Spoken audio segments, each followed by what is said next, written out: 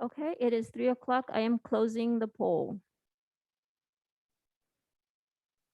Okay, the majority of you are ready for Thanksgiving. Yay. Okay, Eduardo? Thank you so much, Maria. I declare this fourth meeting of the University Senate open today, and particularly to our colleagues here at the Tempe campus, please settle down. You're making a lot of noise. I just want to say that. So let's go around to the different campuses. President Yuri Glover at the downtown campus. Can you hear us? Yes, we can hear you. Wonderful. Thank you. President Kaiselka at the Polytechnic campus. Yes, hi, good afternoon from Poly. I hope you can hear me. Thank you so much. Here at the Tempe campus, President-elect Suzanne Newer is filling in for President Haglund. Why don't you go ahead and turn your microphone on, just make sure everything works. Hello. Wonderful. Okay, that works. All right, finally at the West Campus, President Burleson, can you hear us? I can hear you. Okay, terrific. Thank you so much, Mary. Maria Coca, let me turn this over to you for the quorum calculation question. We're going to be launching the first quorum question right now.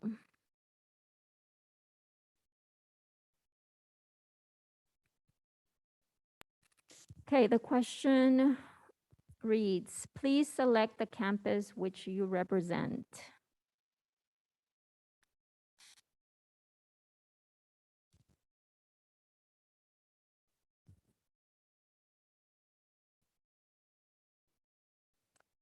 It was.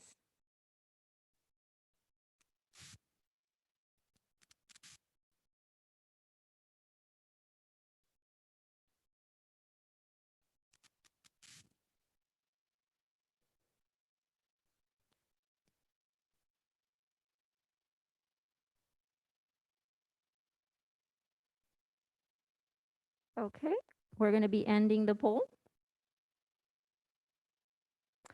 Question number 2 reads, the true reason for the tradition of Thanksgiving is to eat delicious food, to shop, to watch ASU beat U of A at the Territorial Cup, or to spend time with loved ones and be thankful. Please cast your vote.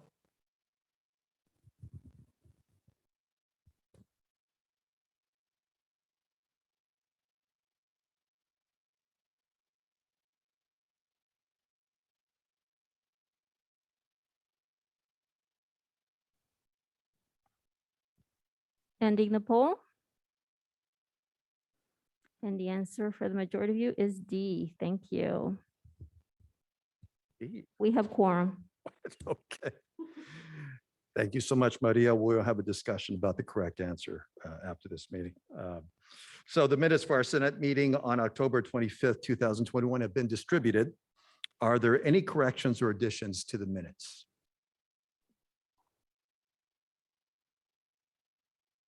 Okay, hearing none, the minutes are approved as distributed.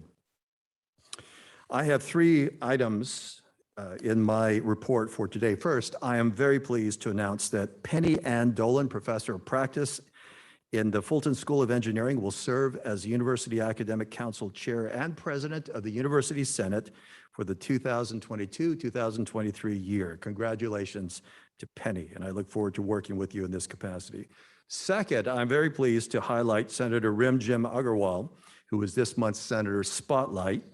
Professor Agarwal is an associate professor in the School of Sustainability who specializes in the interface between sustainability science and international development. Professor Agarwal has been at ASU for 15 years and is in her 3rd year of service as a senator. You may read more about Senator Agarwal this month at usenate.asu.edu. Congratulations, Senator Agarwal. Finally, my last item. Academic freedom is a hallowed concept that underwrites our profession as university scholars and teachers. Leiden University in the Netherlands is usually credited with having first articulated that policy as early as 1575. Now, wherever that policy came from, both the meaning and the protection of academic freedom has had its share of challenges, certainly since that time. At Arizona State University, academic freedom is enshrined in ACD 201, which draws its authority from Arizona Board of Regents Policy Manual 6-201 and 202 for those who are interested in policy. Now, part of ACD 201 reads, freedom in research is essential for the true advancement of knowledge. Academic freedom in teaching is essential for the protection of the rights of both the teacher and the student and the free interchange of ideas. The policy also outlines that the pursuit and communication of knowledge at ASU are to be free from restrictions and include respect for the following rights. And there are 3 rights that are listed out. 1, the right of all to search for truth and knowledge without obstruction or restraint. 2, the right of all to attempt to persuade by reasoned argument or peaceful processes. And 3, the right to all to form judgments based on full and free exploration, exposition, and discussion. Now, academic freedom can only exist when there is freedom of expression. And therein lies the rub. Freedom of expression, while allowing me to pursue knowledge and engage in reasoned discourse, also allows students and even visitors to campus to express ill-informed, offensive, or sometimes odious views. Now, 4 years ago, with the support of the elected Senate leadership of ASU, Arizona State University adopted the Chicago Statement of Freedom of Expression. That statement itself arose from a series of campus controversies over freedom of expression among students and invited speakers at the University of Chicago. I find the following passage to be a cogent summation of the Chicago Statement. In a word, the university's fundamental commitment is to the principle that debate or deliberation may not be suppressed because the ideas put forth are thought by some or even by most members of the university community to be offensive, unwise, immoral, or wrong-headed.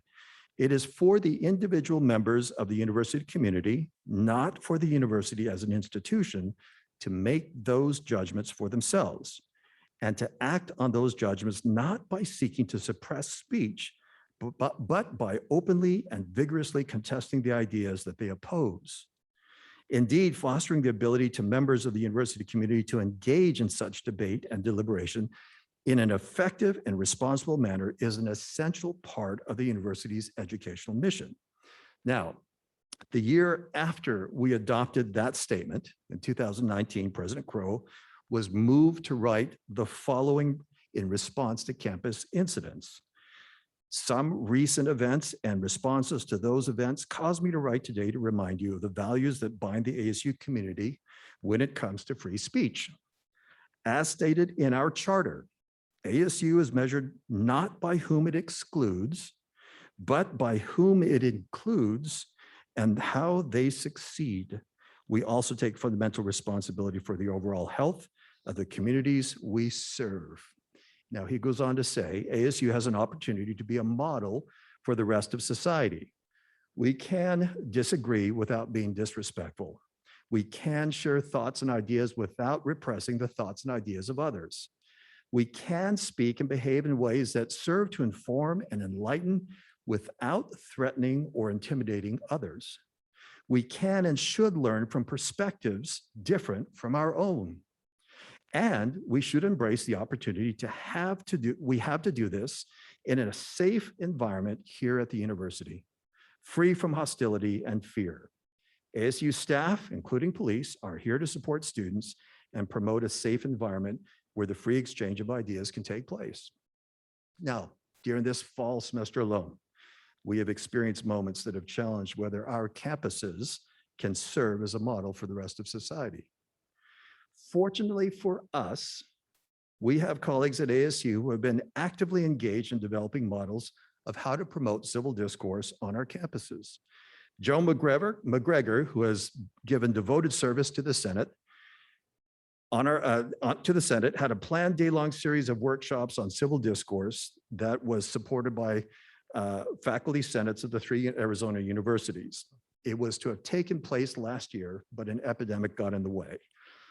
As a university senate, we are pleased to renew our support for this civil discourse workshop, designed to build skills in listening, dialogue, and expression. But we will need the help We will need help in reviving this initiative. As impressive and as skilled as Joan is, she cannot do this by herself. I am therefore putting out a call for volunteers to help this effort to get back on track. The implementation of this workshop will depend on the help that we can get. If you wish to be involved in this most important effort, please contact Joan, myself, or Maria Coca, and let us know of your interest. This concludes then my report for today. Now, those of you following along on the agenda will note that President Crow has a standing agenda item for a meeting that is only for times when he actually is here, so he is not here today. We do now have a report from Provost Nancy Gonzalez. So Nancy, if you'll please come on up. Thank you so much for being here.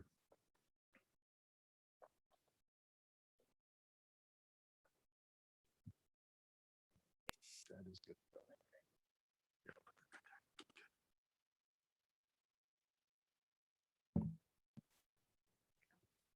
So here we are. It's hard to believe we're already near the end of this semester. It's been a very busy one with many exciting and also many challenging experiences that we've all been dealing with together as a community. Happy to say that we just, in terms of our fall return and what we're able to do for our students on campus, it's been a highly successful experience for all. We are now planning graduation events, and if you haven't been informed, graduation will be in person this year. And to the extent that we can, we will be inviting back students who were not able to attend ceremonies prior years, so they can take advantage of that opportunity. Outdoor events will be mask highly recommended, and indoor events will be mask required because we anticipate those events will not be opportunities where social distancing will be possible. As we are heading into the fall semester, I've been getting lots of questions about how things are going to change, as we see changes in the virus itself. In fact, we anticipate maintaining where we are with our current masking requirements and our random testing requirements, and want to strongly encourage folks to make sure that they are complying when they're chosen for random testing. It's a very important mechanism that we use to understand the health of our community and the spread of our community. Happy to say at this point, it seems like one of the safest places to be is on our campus, and particularly in student housing. So kudos to everybody who has done such a great job to keep us all aligned with good health practices. As you know, we also now have a requirement for vaccinations tied to federal requirements, and we will be looking to see that everybody has complied with either getting a vaccination and uploading evidence of that, or filing for an accommodation or an exception if that applies to them. I think the most important point for all of us is just to make sure that we get the word out so that people understand what it is that they should be doing, so that they are compliant. We do not want to lose any of our valuable employees. So to the extent that you can help to just have everybody be informed, we appreciate that. In the good news category, I just want to share that we did send recommendations for Regents Professor to the Arizona Board of Regents last week, and they were all approved. And those that were approved were Lindy Elkins Tanton, a Foundation Professor in the School of Earth and Space Exploration in the College of Liberal Arts and Sciences. Lindsay was twice named a Kavli Frontiers of Science Fellow by the National Academy of Sciences, and has received numerous awards. She's also the lead on the Psyche mission, which involves 17 different institutions and about a $178 million grant to study the inner core of the asteroid Psyche. Karen Harris from the Mary Lou Fulton Teachers College. She is the Mary Emily Warner Professor of Education. She's a fellow of both the American Education Research Association and the American Psychological Association, in which she has served as leadership roles for her work as an innovator of how to teach writing to both special education populations as well as others. Ying Cheng Lai, the ISS Endowed Professor of Electrical Engineering in the School of Electrical, Computer, and Energy Engineering in Fulton Schools of Engineering. Externally, he is a member of Science and Technology Experts Group of the National Academy of Sciences and has working at the intersection of many aspects of quantum science and engineering. And then finally, Dave McKinnon, a foundation professor in the Department of Psychology in the College of Liberal Arts and Sciences. He is an inaugural fellow of the Society for Prevention Research and a fellow of the Association of Psychological Sciences and the Society for Prevention Research. He also has been twice named a merit awardee from the National Institute of Health. And for those who don't know what that is, that's when the NIH says, we're just going to give you money. You didn't write a grant. Do whatever you want to do, and we're going to support you because we really believe that your work has been vital for the Institute. So just want to say congratulations to these very distinguished exemplars of our community. As you know, the Regents Professor Distinction is reserved for a small proportion of our faculty. They are selected first by being nominated by their faculty, and then they go through a review process with an advisory committee. We solicit information from external experts, and then the final nomination goes from the president to the Board of Regents. So great news to share there. Yeah, I want to just respond a little bit to what Eduardo was talking about in terms of academic freedom and the challenging events that we've experienced. I applaud the work of Joe McGregor and others who are really focused on ways that we can promote greater civil discourse. And as well, there have been many faculty in response to the episode at the Multicultural Student Center calling for ways to better work with our community and our students and those centers in particular. And I will say that we're working on a mechanism to allow just that. We know we have tremendous expertise among our faculty, and we want to create a mechanism to bring that expertise forward so that we can create robust programming to build on what's already been created for those communities of excellence.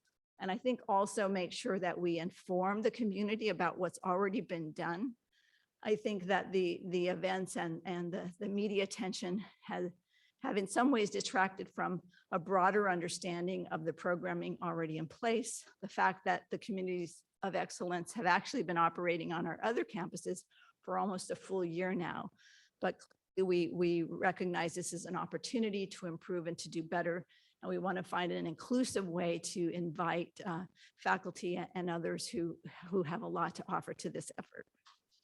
So, and then finally, what I just want to do is make a few comments about another item that has gone recently to the Arizona Board of Regents, which is our general education redesign process. Let's see. Today, you're going to be hearing from Ann Jones, Vice Provost for Undergraduate Education.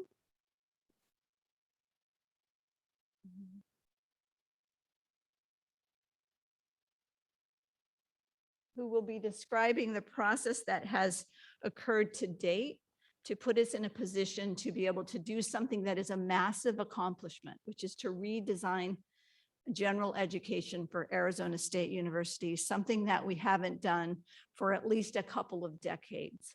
We've been operating on a model that is outdated, and we've actually recognized that this was the case many years ago, starting back in 2013, when a general education working group was formed and recommended that we try to approach the redesign and the kind of contemporizing of our general education through a thematic approach.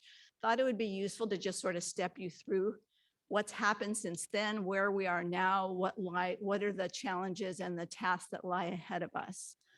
So in 2019, the General Studies Task Force recommended and launched a thematic approach, which then went into a design phase and a pilot program at ASU West that has been since then. We've now completed Let's see. We're now in year 2 of the pilot. So then what transpired, and that pilot has been going well, and we've learned a lot in the process. I'm sure that those involved in the committee would be happy to share more about what we've learned and what will be retained. But we did realize several things about the redesign and the way in which the thematic approach was perhaps complicating the greater task.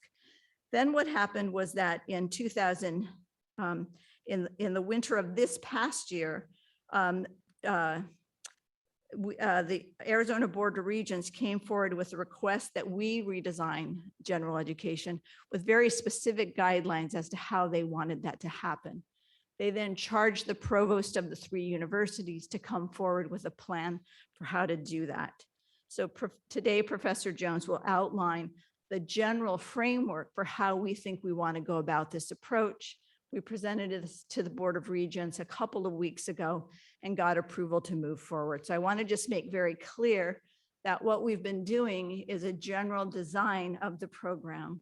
And now the work of how to lay that out and who's involved and how to make that happen is what will happen next. And very relevant to the Faculty Senate, because the Faculty Senate plays a role in that process, as well as CAPC, as well as our many colleges and units. And so Anne will be laying out a process for how we're going to make sure we engage all the relevant stakeholders.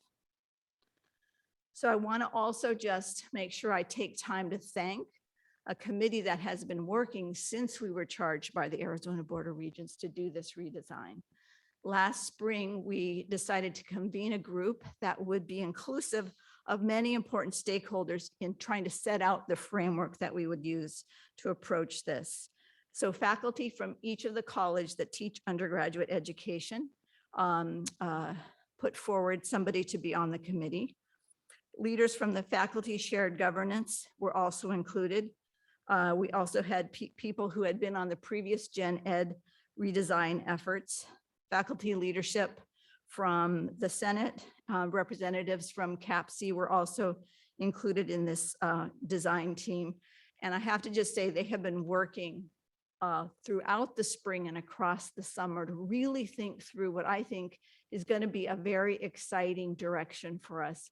It's not just that we're, complying with the request to redesign and what ABOR wants, but we're really thinking through, what should Gen Ed be for future generations and in a way that represents who ASU is at the core. So I applaud this group. It has been led by Julie Greenberg and Patricia Friedrich. Julie from Ed Plus, because certainly our Gen Ed needs to apply to our online students as well as our on-campus students. But anyway, I just want to publicly say thank you to this group. And I look forward to having Anne present to you the general framework, and then hopefully if there's time, talking through next steps and how we do this very massive lift that's going to require a great deal of thought and collaboration. Thank you.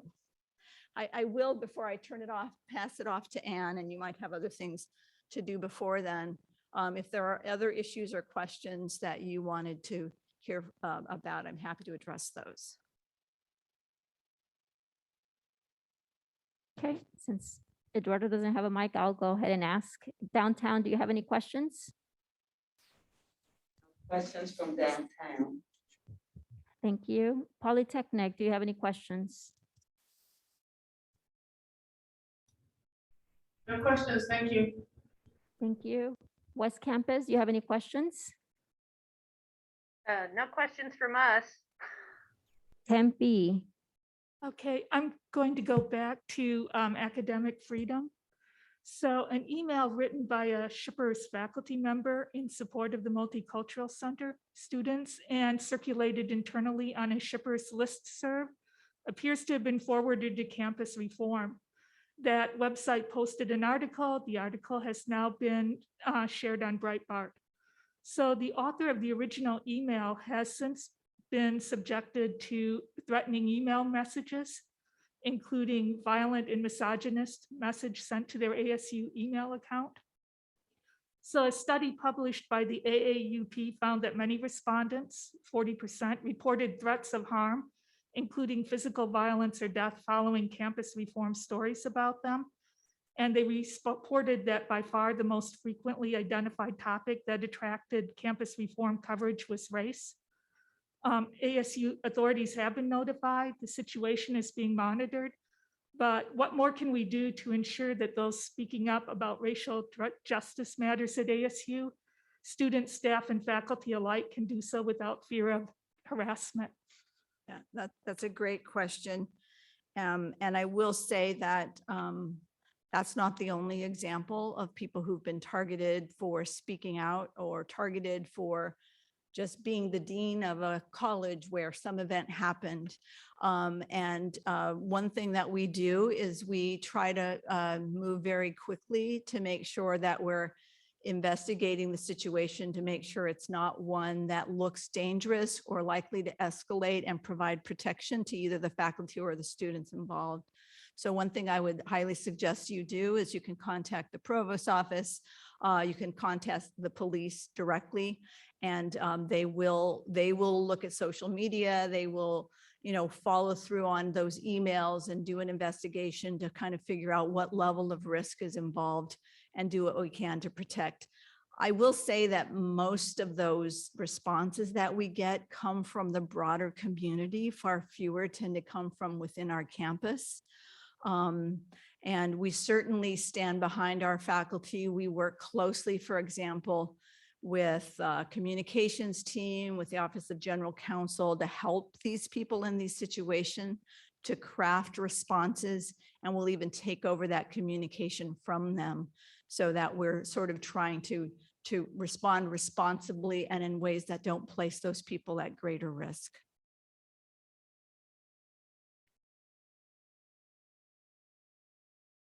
Okay, Suzanne, do you have any questions online? No more questions.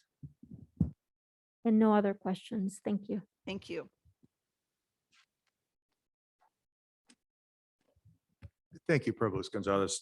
Let's just change up in terms of other reports, just the order that we have. And it seems logical that we invite Ann Jones, who's the Vice Provost for Undergraduate Curriculum, to come on up and to follow up then on what Provost Gonzalez had just reported on the General Studies redesign.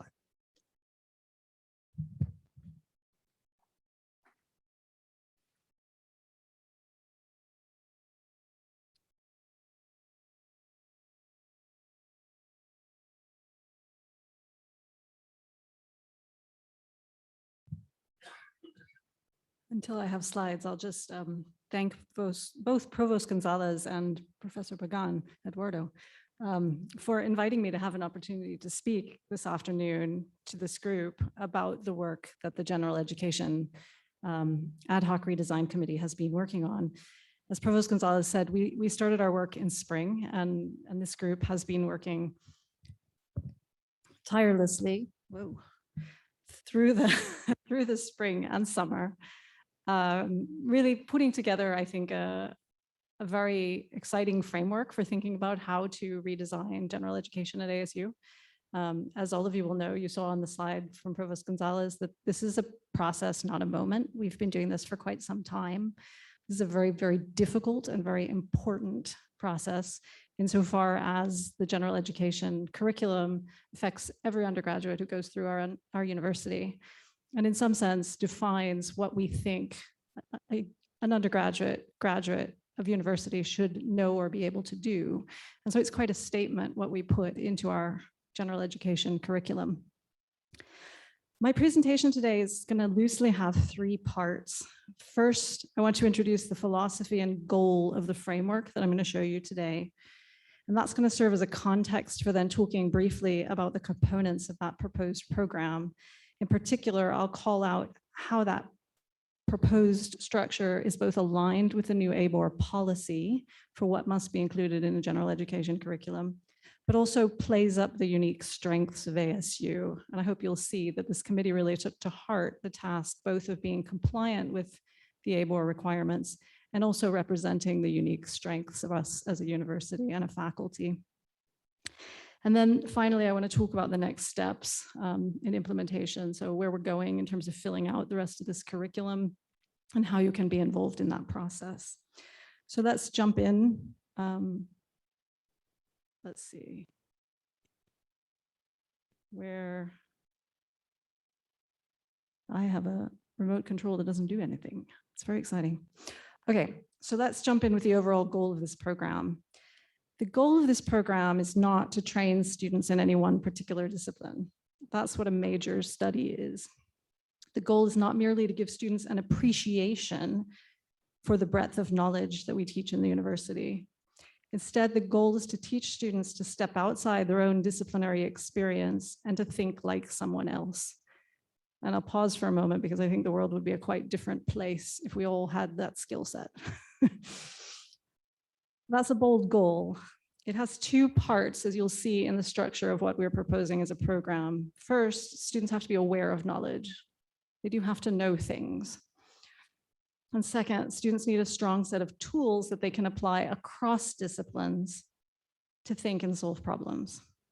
The proposed general education program that I'm going to show you today is based on those two key ideas, knowledge and tools.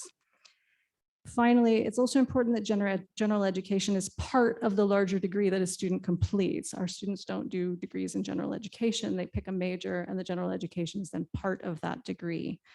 And by that, I mean it's situated in a discipline that they're studying. And so the general education should reinforce and benefit from the major as well, so that the knowledge and skills of the general education curriculum cannot be completely separated from what the student is learning in the major. And the general education can also not be separated from the major.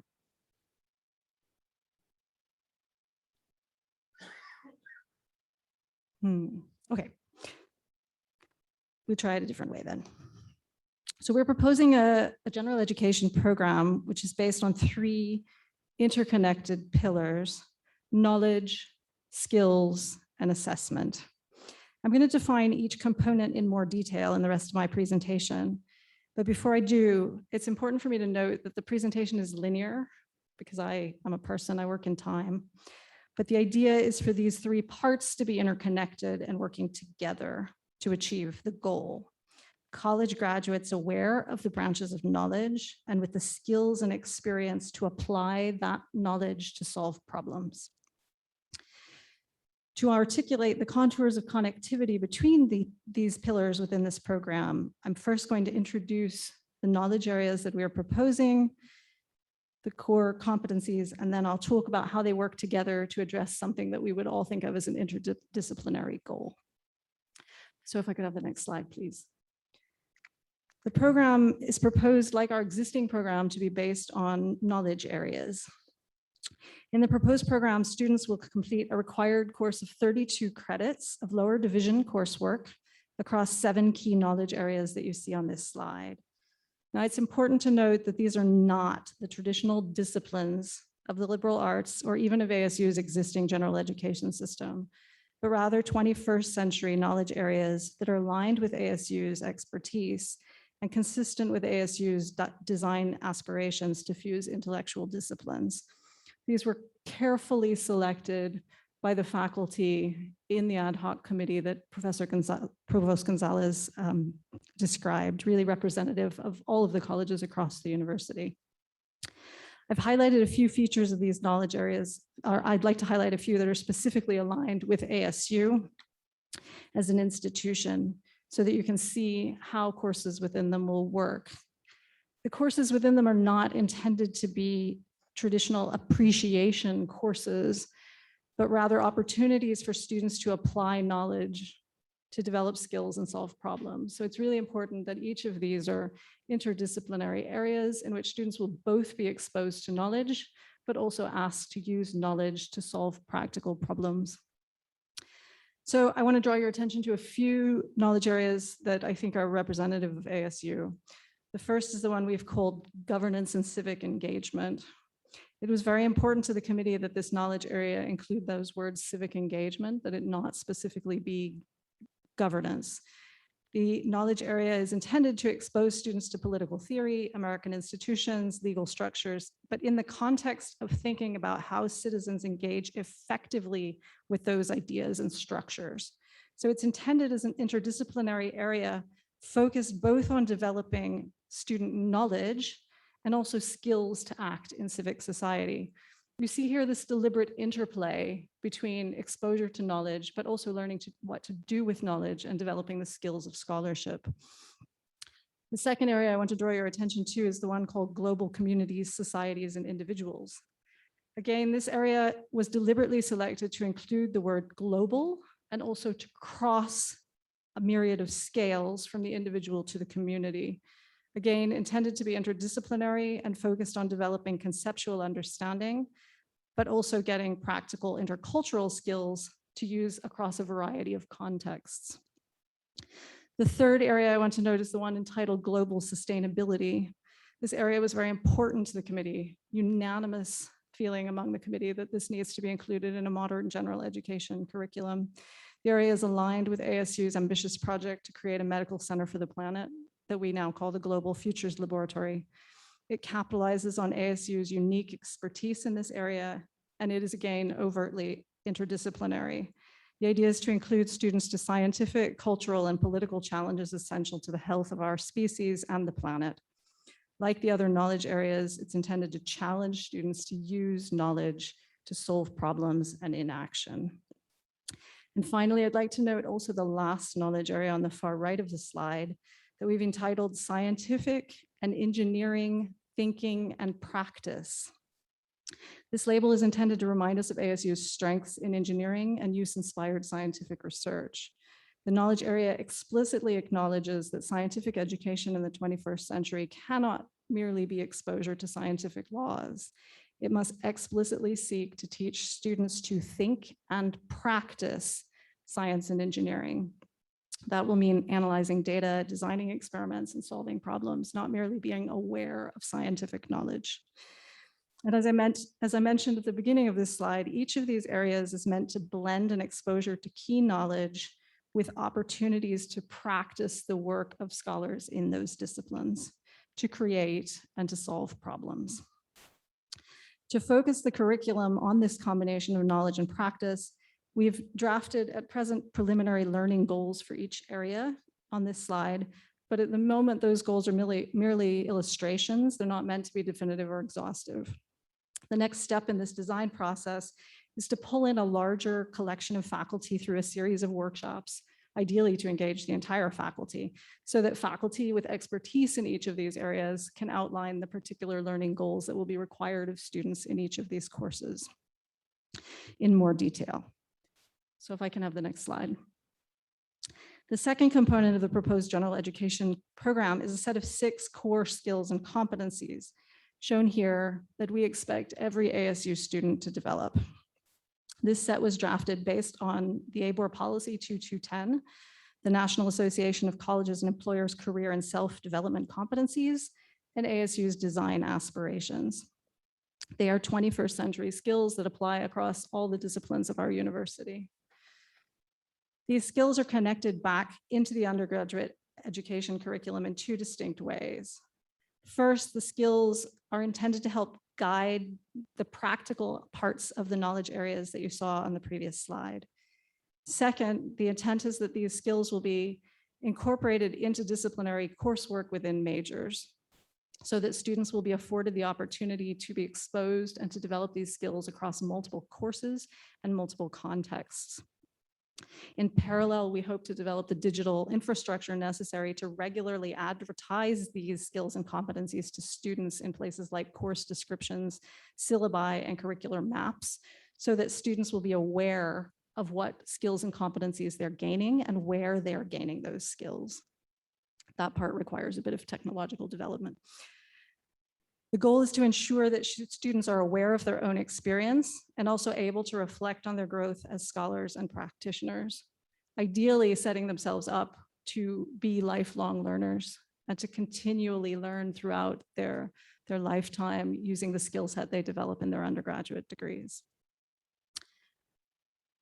Maybe I can have the next slide. So before I step forward to the role of assessment in this program, I just want to take a brief moment to consider how the knowledge areas and skills work together to help students think about modern problems And as an example, I've taken the area of American institutions. That's one that's called out in some detail in policy 2210, as some of you probably know already. We as faculty realize that no one learns to solve difficult problems by taking a single class or even by mastering the vocabulary in a given disciplinary field. That may be necessary, but it's not sufficient. Instead, complex problems are solved by multiple exposures to knowledge in different contexts in combination with problem-solving skills. So on this slide, I'm highlighting 3 core skills that you saw on the previous slide related to the idea of civic engagement, as well as 3 draft learning outcomes connected to the different knowledge areas that you've seen on the other slides related to American institutions. And the idea is that these outcomes come from different knowledge areas: governance and civic engagement, global community societies and individuals, as well as first-year composition. And the idea is that American institutions, a topic that many of us believe is truly pressing in contemporary society, will be something that students are exposed to throughout the entire fabric of the general education curriculum, instead of in a specific class that they promptly forget about after they finish. The intent is to instill in students not fleeting knowledge, but rather lifelong skills that they can use to actually act. And finally, if I could have the next slide. The last pillar of this program is assessment. The assessment piece is intended both as a means to improve student outcomes and also as a mechanism to support faculty professional development to improve student outcomes. Effectively, we intend assessment as a catalyst to develop faculty communities of practice in each of the curricular and skill areas of this program. This should allow faculty at all levels to engage with the curriculum, both in terms of accountability for the curriculum, but also pride in their teaching efforts. Faculty committees consisting of disciplinary experts will be responsible for both for evaluating whether a course meets the articulated learning outcomes to be included in the program, and also for developing shared resources that faculty can use in teaching and assessment. For example, they may collaborate initially to construct discipline agnostic rubrics to be used in assessment of the core skills areas. We're already doing a pilot test of this kind of assessment to help scope out our future infrastructure needs during this academic year. We're participating in a tri-university assessment with our sister institutions, Northern Arizona and University of Arizona, around the topic of written composition. As part of that exercise, we collectively bargained a discipline agnostic rubric, which has been being used now in non-classroom, or, well, the papers are taken from the classroom, but the scores are not associated with classes in any way. We imagine that these kinds of governance and assessment committees could ultimately become supportive communities of practice for faculty teaching in the context of this general education curriculum. So the program is being envisioned as explicitly connected to assessment at multiple points. First, students are expected to develop the 6 core skill areas, which can be assessed in the context of their individual academic units as part of their undergraduate degree assessments. And that allows the units to take ownership of the general education competencies within their own majors and make sure that the competencies are regularly assessed. But assessment can also be done at the university level to ensure that we have unification across all of our colleges and degree programs, so that these expert faculty committees can be involved in helping move our curriculum forward on a reasonable timescale. So if I could have the last slide, please.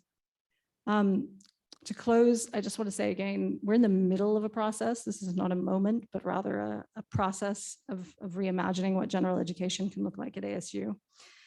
The framework I've shown you today is a draft meant to illustrate the structure of the proposed program.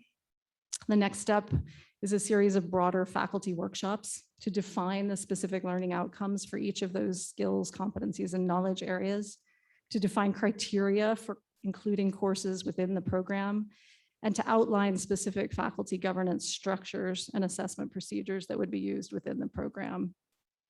We then anticipate phasing in the new courses while simultaneously building out the technical structures needed to really advertise the program effectively to students so that they understand what they're learning. So that this will be a multi-year process, as you can see from this slide. in which we really imagine the two systems having to exist simultaneously for a number of semesters as well. So that this is quite a large undertaking from the perspective of implementation in terms of making sure that everyone in the system can continue to complete their courses. We can ramp up a new system, and also being aware of things like transfer students and how any change that we make affects our transfer students and our partner community colleges as well. So the next step is that I hope many of you will be engaged in the series of faculty workshops around defining the curricular content to go into these knowledge areas and the procedures for deciding what courses will fulfill required criteria, really helping us put together a full proposal that can then be considered by both the Senate and CAPC. And thanks again for the afternoon opportunity to speak with you. Oh, sure.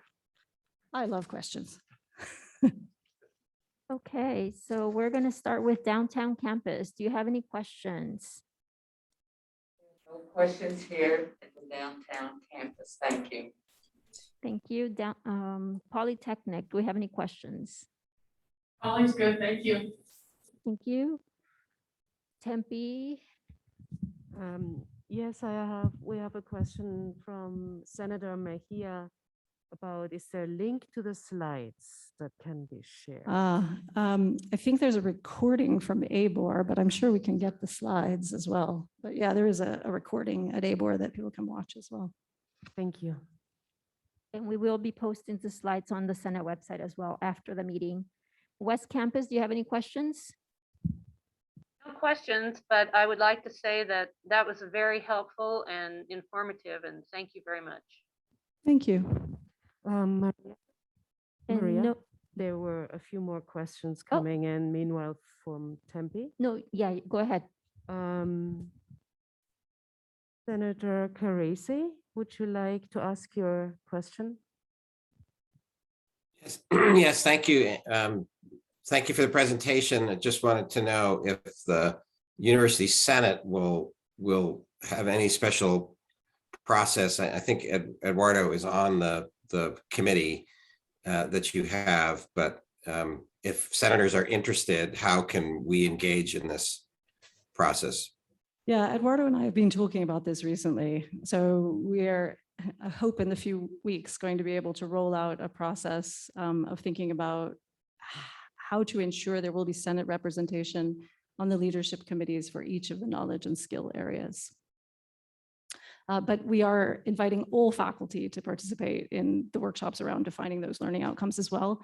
And we've been outlining a schedule of redundant workshops at different times to ensure that you wouldn't have to miss a workshop on your favorite knowledge area because you're teaching. It would happen at, say, 3 different times on different days to make sure we get as much faculty participation as possible. Rushing this is not a good idea, right? We want to make sure that the right expertise is in the room to be making good decisions. And just one other thing, could the Senate post, along with the slides, the 2021 revision that ABOR did so that senators could have full awareness of the ABOR guidelines, especially the emphasis, as you noted, the emphasis on American institutions in the guidelines? Yeah, absolutely. I have a PDF that I read every night before I go to bed, Paul.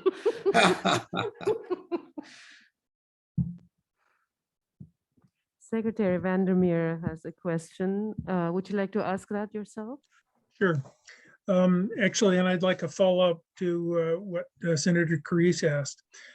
My question is, it appears that there will be a great many interdisciplinary courses that you expect, and I'm wondering, given the burden in this, do you anticipate ways in which to support faculty who are attempting to create this? I'm thinking by comparison with Ed+, which when it began had development money for faculty. Otherwise, this winds up being a huge demand on faculty time. I hope it is not that. And as I said, I think we're looking at multiple years in which to discuss and start to build courses. So that, I know you come from Shippers, right? Taking history courses will still fit into this curriculum. everyone who's modifying a course, let's say 10, 20% each time they teach it is surely going to have to build in some new things in those modifications. But I don't imagine that those of us teaching general education courses right now are going to have to throw the baby out with the bathwater and build entirely new courses in most cases. Okay. My second question had to do with the approval process. Since the Senate has to approve changes in curriculum as well as courses and requirements and all of that, I'm wondering how you envision this process going forward so that the Senate actually makes determinations about whether to go forward, or as a body representing the faculty as a whole, says that they want other kinds of modifications. Yeah, I hope that next semester we'll have a full-fledged curricular proposal like what you regularly consider. I think you have today some first readings that will have engaged a number of faculty in developing it, including senators, that we can then discuss and put it through the normal curricular processes. Okay, thank you.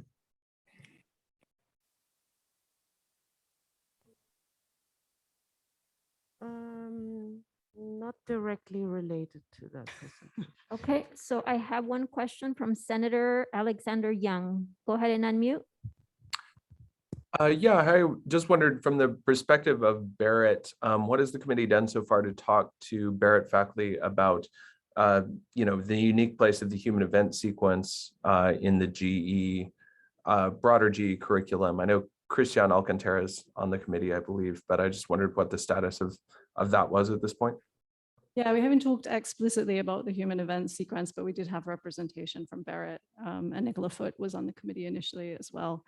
We are very much aware of including Barrett type courses as opportunities for students within the general education curriculum. Okay, thank Thank you. you. One last question, Lisa Kummerlocker. Hi, Dr. Jones. This is Lisa Kimmerlocker from ASU Library. And I worked with the group at West Campus pretty extensively as they were implementing the pilot. And I just wondered, going further in this process, what plans there are to include librarians in helping shape this, especially since information literacy is such a key component of critical thinking and inquiry, as well as just a key 21st century skill. Thank you. Yeah, I think you're absolutely right, and especially in the areas of defining what are meant by the core skills and competencies. I think there's a huge role for librarians there. As I said, we're planning to have a broadly open faculty workshop, and I hope that you and your colleagues will come and participate.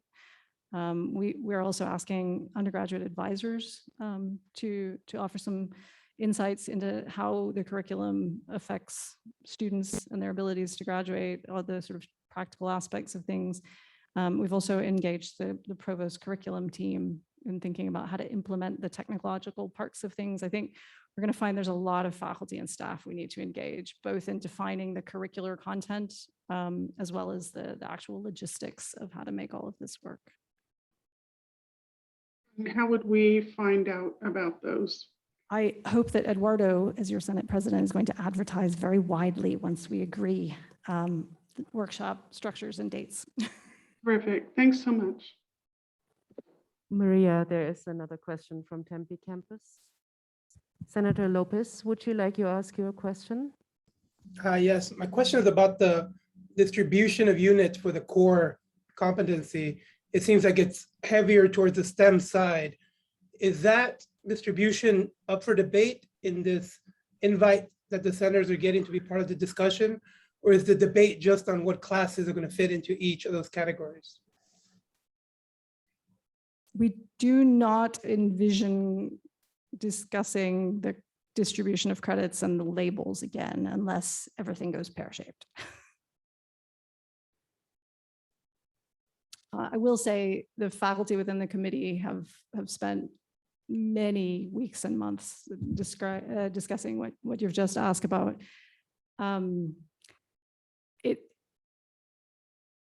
I suppose it depends whether you think sustainability is a STEM field as to whether it is STEM focused, I guess is how I would answer your question, because otherwise it's actually not a change relative to how our credits are distributed at present between STEM and non-STEM fields. It also depends whether you think some of the things that are not in sciences now will be included in sciences in the science and engineering practice and thinking bucket. There's been some discussion around that as well. So I don't think I take your suggestion that it's more STEM heavy as entirely accurate. It depends what you put in those buckets.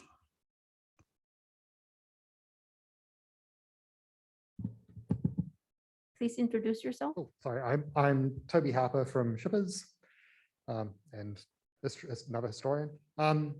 So I wanted to ask about the future of the program. Should we anticipate, well, first, how is it going to be reviewed? And then should we anticipate that the program will experience ongoing shifts in the next 10 or 20 years? It's a quick historical comment.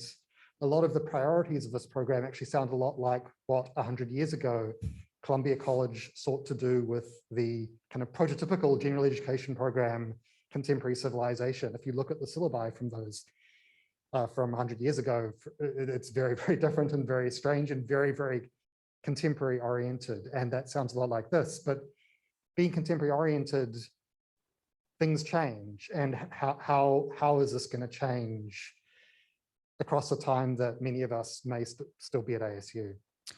Yeah, I'm going to hedge in my answer. I'll just be upfront in saying that. The existing program has not changed substantially in decades. And I think we might, fortunately or unfortunately, take that as a sign that it's relatively difficult to make changes, and we should not anticipate that we will have a new gen ed program every 4 to 5 years. Now that's both a strength and a weakness, right? With that as, background, one of the things we've been talking about, and I think bears quite a lot more discussion in the next semester, is how do we set up continuous improvement of the program, continuous engagement of faculty governance to tweak the things that need to be tweaked to move it forward without having to throw the entire program out and get a new one again. I think that's at the core of what you're asking, and I think that's still a subject of quite a lot of discussion. But something we've been consciously thinking about because it is a very big issue. No more questions. Thank you. Thanks again. Thank you so much, Aaron. Thank you. So again, just to reiterate, I will be happy to circulate information, the ABOR policy that is animating all of this, the slides, as well as the link to Vice Provost Jones' presentation to the regents, which I consider to be a master class in intellectual cage fighting. And so happy to share that with everyone. Now, what we have is a second guest. So again, thank you, Vice Provost Jones and Provost Gonzalez. I've invited Barzin Mobashir to come speak to us about the University Ombuds program, Ombudsperson program. Many of you may be familiar with the grievance committees that we have through the academics or the University Senate. You may not be familiar with the Ombudsperson program, which is a program designed to train colleagues to serve as ombuds people who can be resources in situations that maybe don't require a formal hearing or investigation, but you need help in negotiating university policies or things of that nature. But I'll invite you forward to go ahead and fill us a little bit more in on that program. So please come on up. Thank you so much for being here.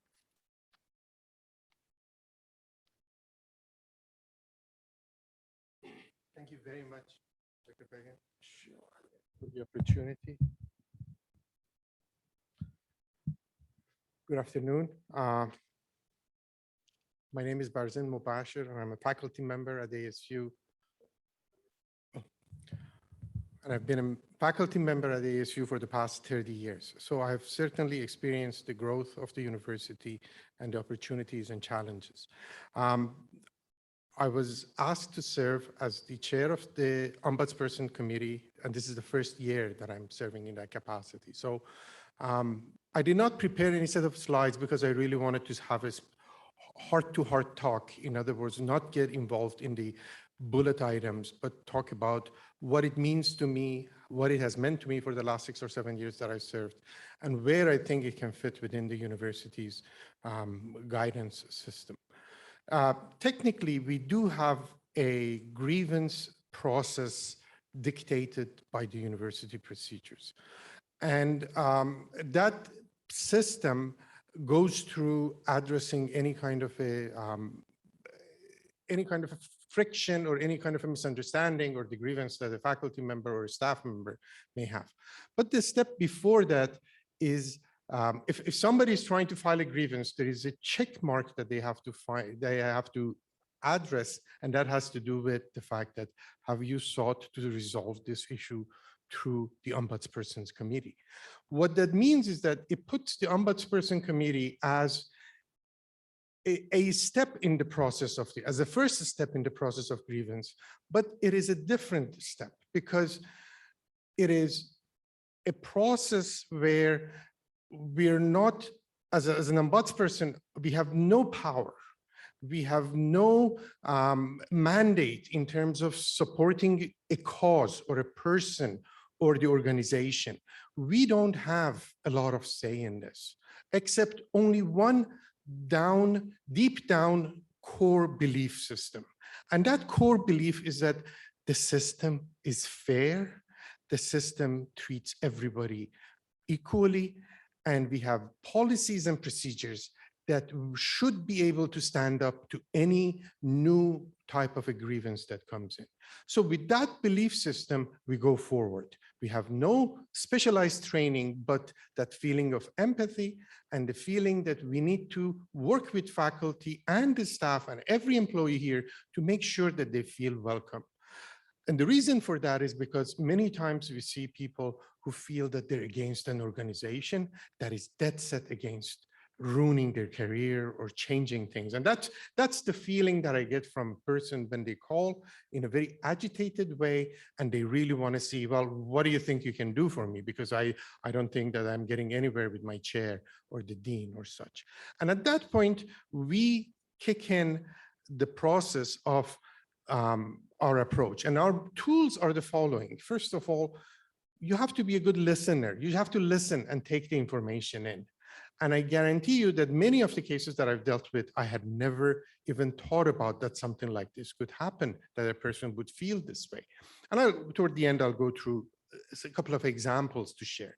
The second thing is that we are conducting our operation by means of total confidentiality. In other words, let's meet face to face or let's have a Zoom meeting, but I'm not going to take any names down. I'm not going to take, I mean, I talk to the person, I get all their information, but I start with the full commitment that I shall never reveal what is between you and I to anybody.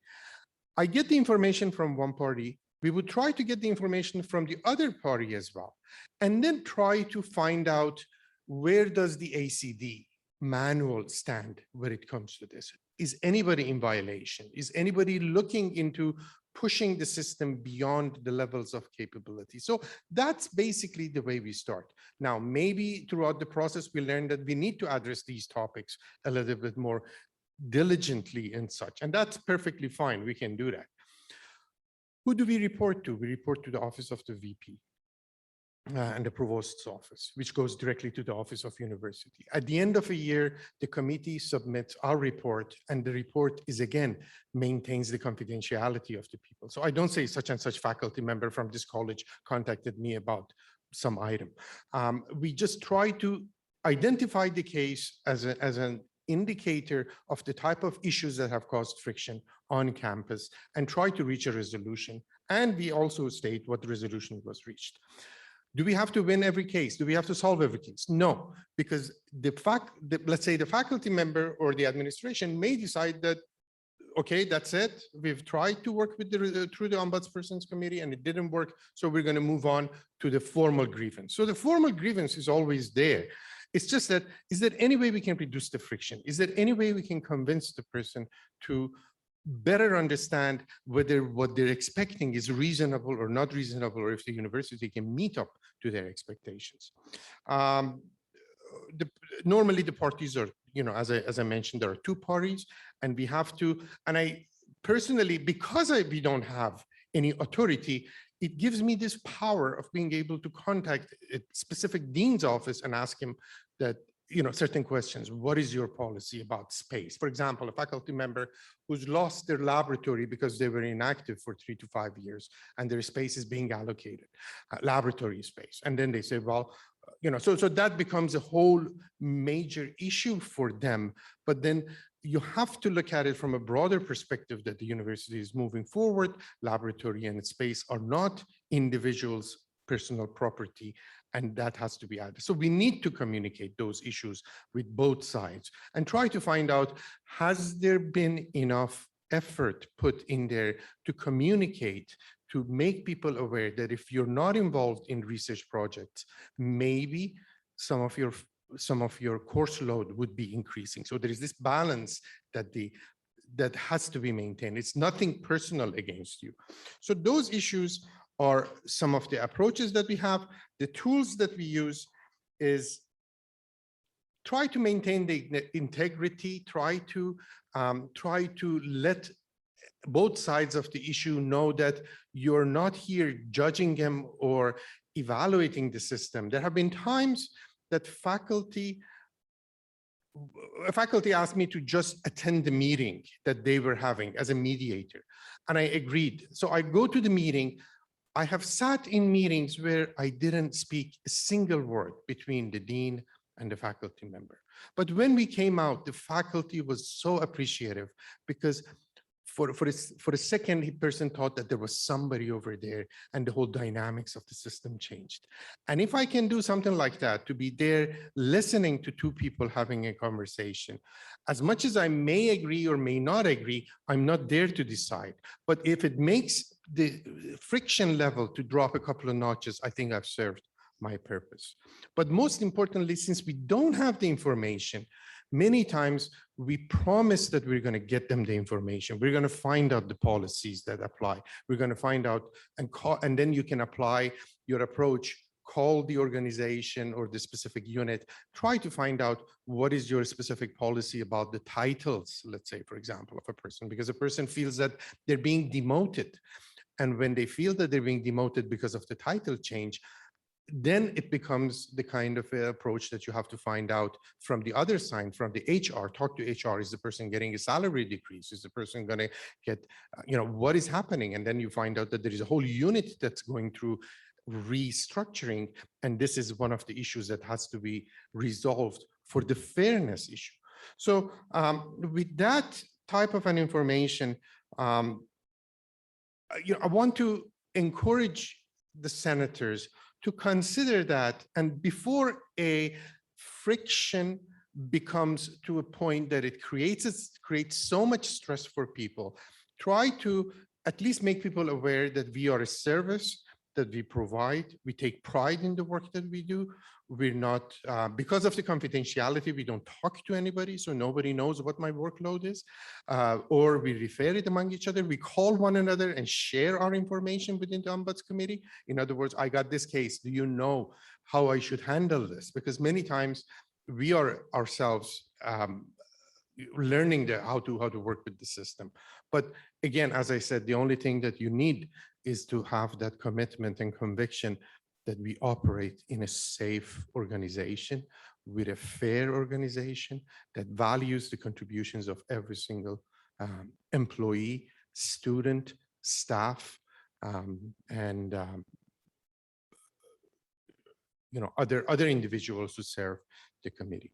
I have some cases I could discuss with you, but then I would rather address if there are any questions or if there are any topics you would like me to address, do that. And if anybody wants me to write this up in the form of a PowerPoint type presentations, I'll be more than happy. But sometimes I feel that the very same way that we talk to the faculty, where there is no barrier among us, I can just speak to you from my heart. Thank you. Thank you. We're going to go ahead and ask downtown if there's any questions. I have a question. Go ahead, please. How large the committee is, and do we have representation from all the different campuses? Yes, the size of the committee is about, I want to say about 10 to 12 people. We have representations for faculty, for staff, for students, for online students, and every campus has representatives in the group.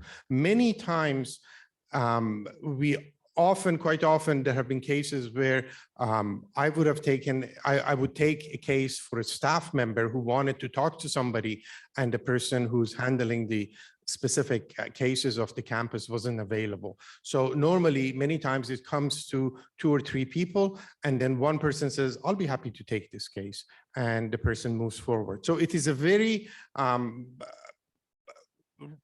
mean, we don't have any kind of a hierarchical system or forms so a person doesn't fill out any forms. Phone calls, maybe emails, and total confidentiality. So that's how it's been handled. Are NTE on the committee? We have another question. Go ahead. Are NTE faculty included on the committee? Oh, yes, of course. That's okay. Now, I need to mention something. There are certain issues that we do not get involved in because university has fundamental, standard procedures for it. They include promotion and tenure cases, salary cases, salary negotiations, issues such as sexual discrimination, racial discrimination, issues such as Title IX. So these issues, but if once we find out that the case is related to that, then we refer them to standard existing committees that address that through the standard university procedure. So we don't handle a lot of the issues which are, I would say, hot topics. Any more questions downtown? No more questions from downtown. Thank you very much. Thank you. Polytechnic, do you have any questions? No questions for Polly. Thank you. Thank you. Tempe? Yes, a couple of questions. Senator Perkins, would you like to ask your question? Yeah, thank you. I think it probably just got answered. But my question was about the confidentiality question. I assume your committee members are mandatory reporters and can't maintain confidentiality around anything related to mandatory reporting. But then you said you don't consider a number of hot button issues. So I guess my question is, it seemed like a long list of things that don't get considered. So are there sort of topics that do get considered that I can pass along to my? Okay. The issues that we do not consider are basically the issues that we refer them to. We don't document the referral process, but as soon as I find out that a person has called about a specific issue, I've had cases where, let's say, for example, the promotion and tenure cases, where I direct them to talk directly, to go through the standard academic freedom and the tenure committee. So we are not in the reporting procedure part of it, but we definitely refer them to seek it through the standardized systems. There is no reason for us to spend 2 weeks or 3 weeks of their time and then refer them to another committee if we know that by mandate, we're not addressing issues such as that. I don't know if it helps explain my situation or not. Could you say what kinds of topics, given the long list that doesn't get considered, what kinds of topics are appropriate? What topics are addressed? Or do you want to know the topics that we address? Anything that doesn't have anything to do with the former ones that we talked about. Let me give you about some of the cases. The COVID case, somebody calls up and says that I just don't feel comfortable showing up in the university. This was at the beginning of the semester. I don't feel like showing up because I believe I'm allergic to all the 3 vaccines and everything. So at that point, and there is no standard policy was set up as far as who can come and who cannot come. So I would have to refer the case and go and ask questions from the unit that the person doesn't want to show up. What are the requirements of the unit for the person to be there? Has the unit made proper arrangement for the person to show up at work or not? And when the unit director tells me that we have allocated a individual office for this particular person who's a staff member to conduct her work, that to me is probably shows the motivation and the direction of the institution to be able to be accommodating toward the needs of the faculty. The idea many times is to be able to be reasonable and to say that this is an organization that has, I don't know exact total number of employees, but we're trying to be fair to everybody who has exactly the same level of concerns. Again, another issue of the COVID case that came up, that it's been quite busy with that. And that has to do with the fact that I said, well, the university has to have the mandates, but then I would refer to CDC as well. And I would see what kind of a recommendation does CDC provide for people who are concerned. So before you worry about COVID on the campus of ASU, we need to worry about how COVID is addressed throughout the entire society. And I think CDC would be the one that I would personally use. So a lot of the recommendations that we have are non-binding. So we can say, listen, this is what the best that the university has tried to do or is trying to do, or maybe the university is not trying to do. A faculty member may be asking that I had a laboratory space of about 2,000 square feet. Now you're shifting me to a 1,000 square foot laboratory. Why are you doing this? And you're trying to ruin my career and things like that.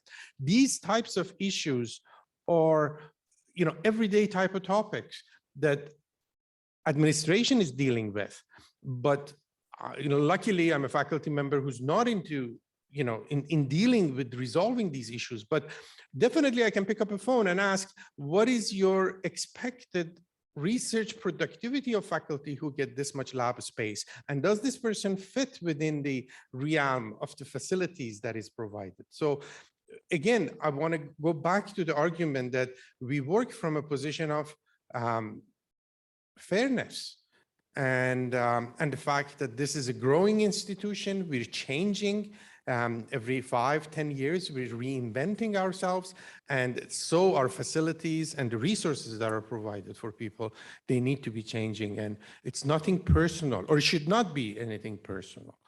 What other issues?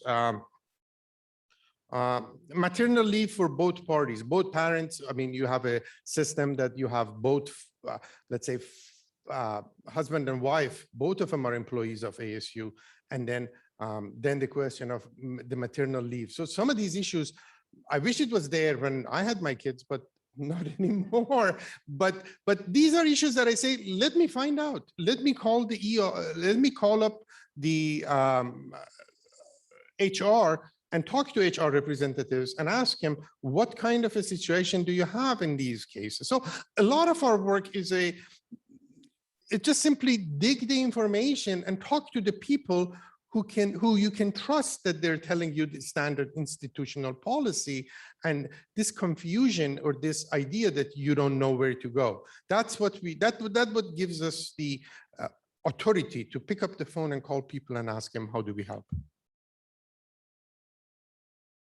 Suzanne, any other questions? Yes, Secretary Vandermeer, would you like to ask your question? Sure.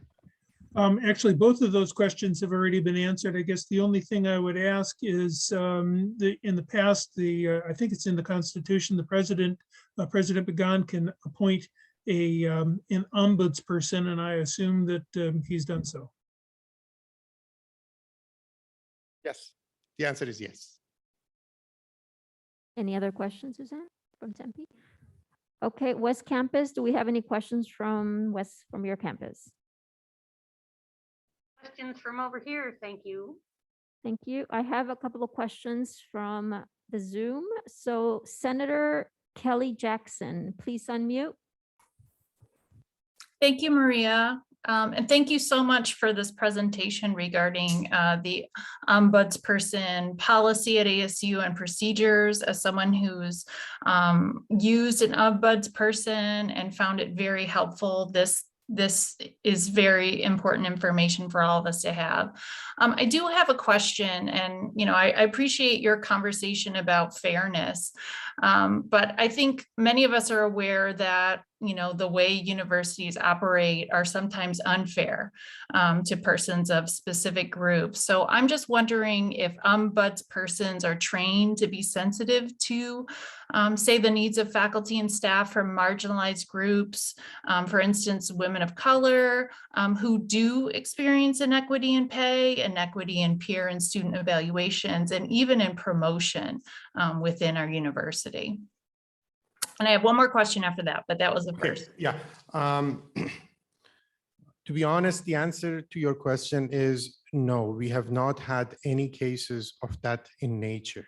The issue of the pay issue, it's a standard, it's a standard requirement that we say we don't really get into the negotiations as far as the value and the contribution or the salary structure. That has to be done through the standard policies with the unit. Regarding discrimination or fairness, if it's a discrimination type of a characteristic, then again, I think we need to look at the other committees that are addressing it. These are I don't think that, okay, so, but let me go back and answer your question. Do we have any specialized training in dealing with these cases? The answer is no. We're trying to be faithful, reasonable people who try to educate themselves first and then try to communicate that education to the people. So I don't have any training in the area of the whole issue of the global or the discrimination issues or the history of it or how the institution has changed the policies. And we're not even aware of some of the issues that happen until it just shows up in the news media, and then we learn about them. So I feel very uncomfortable trying to impose my own standards or my belief system when it comes to those top topics of social discussion issues. Thank you so much. I appreciate your honesty regarding that. Another thing that I wanted to bring up, and that is just that there's so few of you.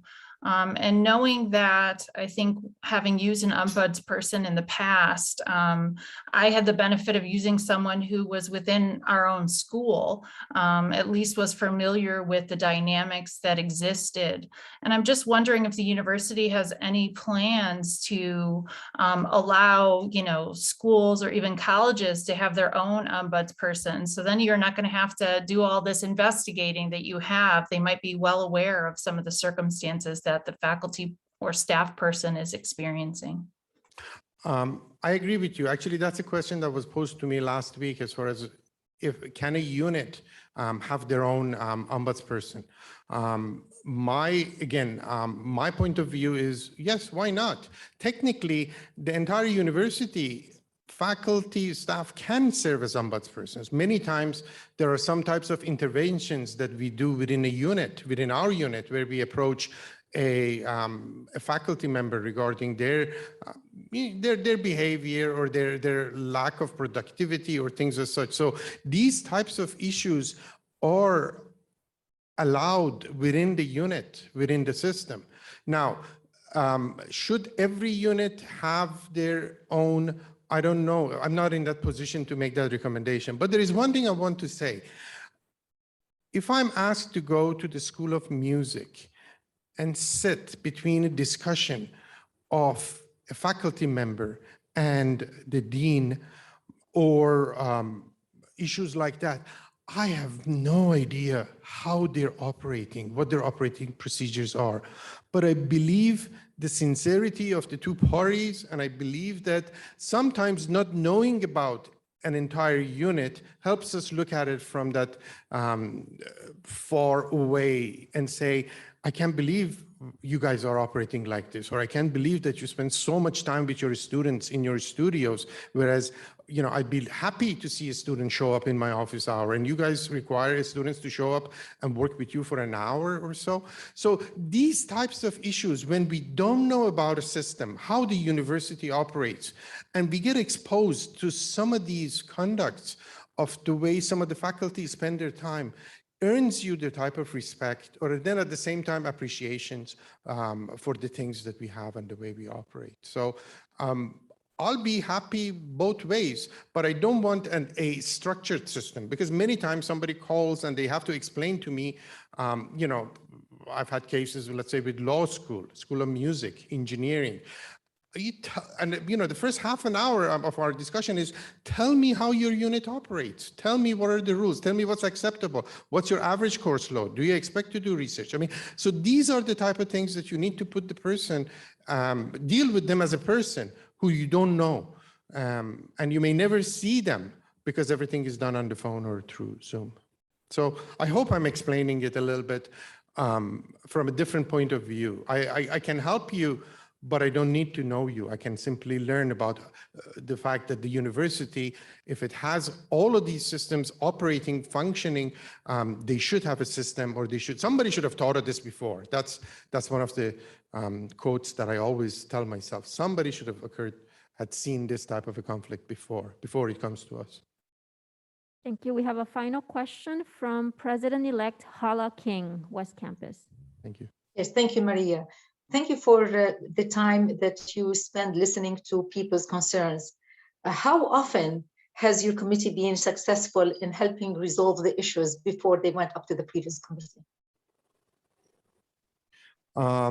We don't keep our scorecards that way in terms of success or failure. We try to look at it from a point of view that does the case go to grievance process or not? Sometimes the person may realize and they may stop the movement or the proceeding further.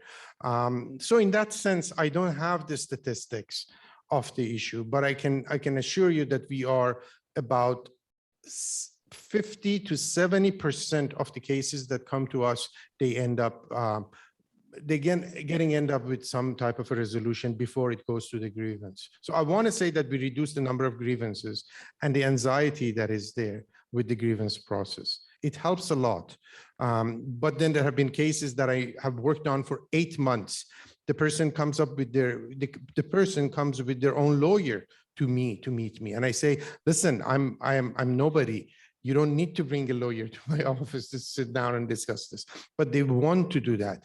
And then after 6 or 8 months, then they decide to still go ahead with the grievance process. But I know I tried my best to tell them, you know, what one should expect from the university.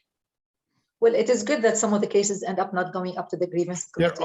Yes, there are many cases that end up not coming because we try to get the information and say, and basically my approach is that, what do you think the person who is answering my informal question is going to say when they are being recorded and then when they're sitting in a formal committee? They're not going to perjure themselves, or they're not going to tell me something that I would promise you that they cannot deliver.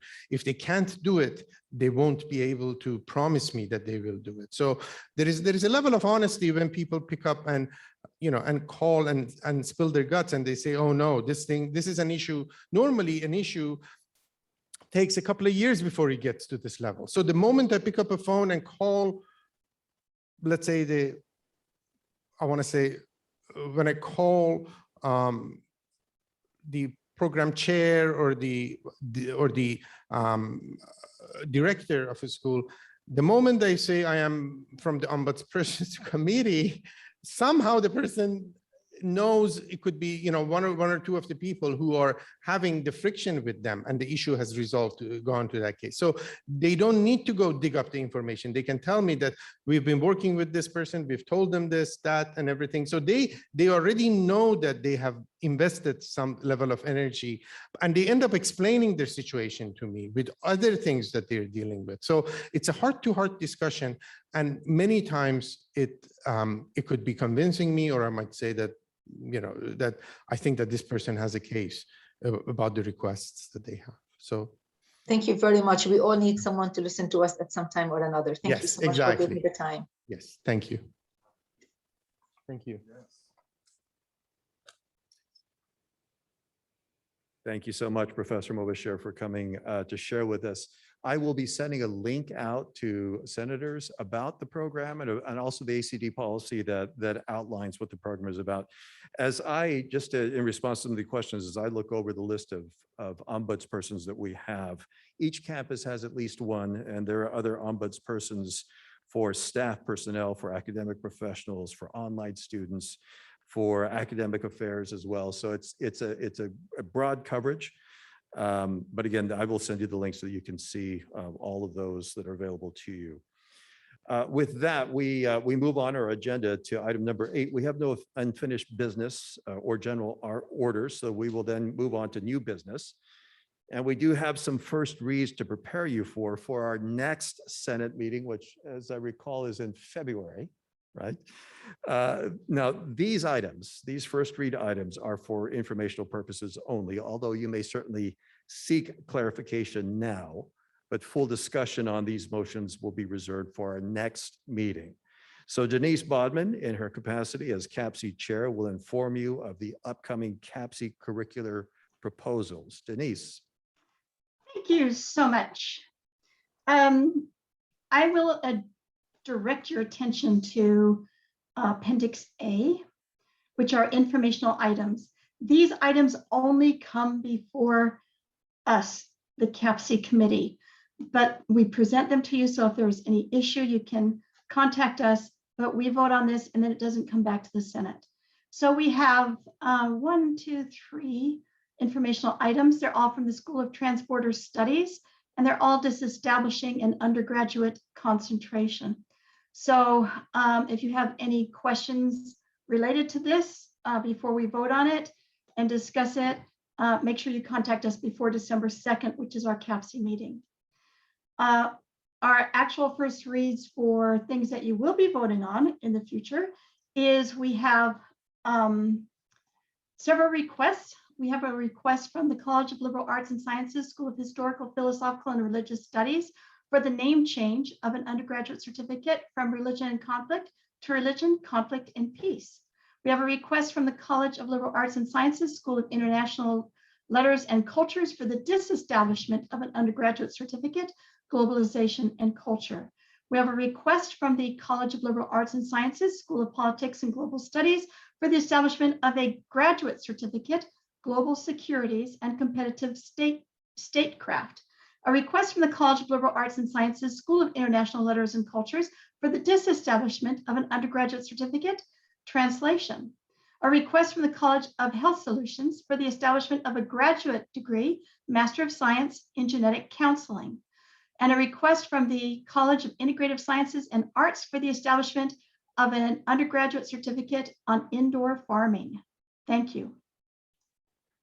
Thank you so much. So just to reiterate what Denise said, if you have any questions or concerns regarding any of these upcoming proposals, please contact Denise, or you may certainly contact me before the upcoming CAPC meeting on Thursday, December the 2nd. Now, University Senate Secretary Phil Vandermeer also has a first read of a motion related to a change in ACD policy. Phil? Good afternoon.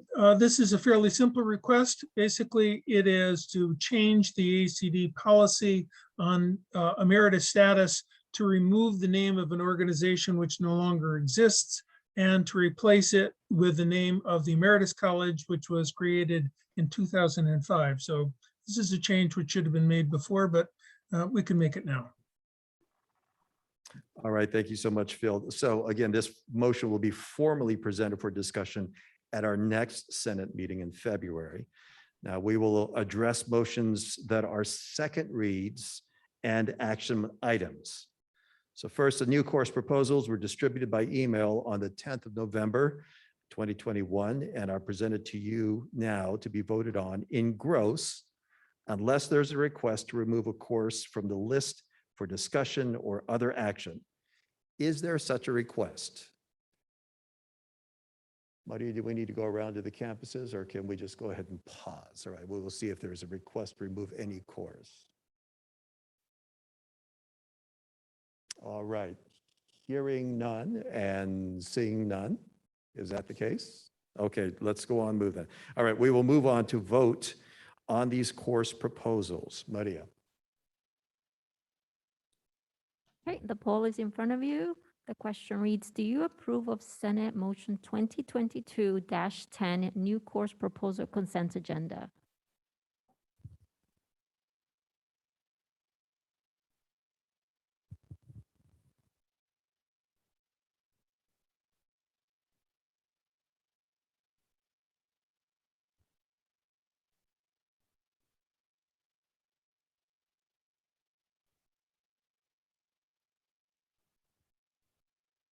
Please cast your vote. We're still missing a few.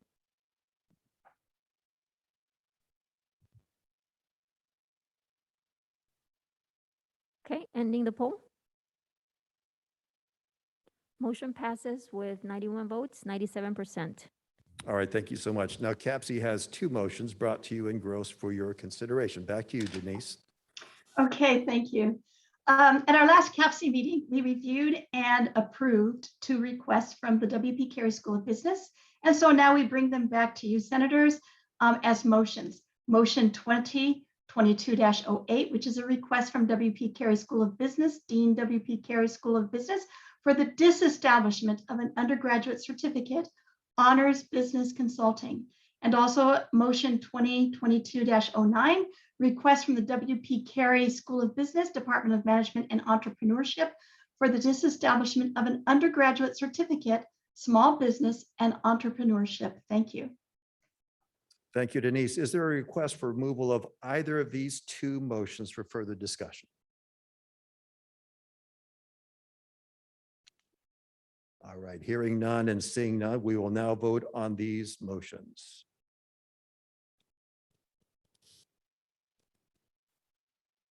Okay, the poll is open.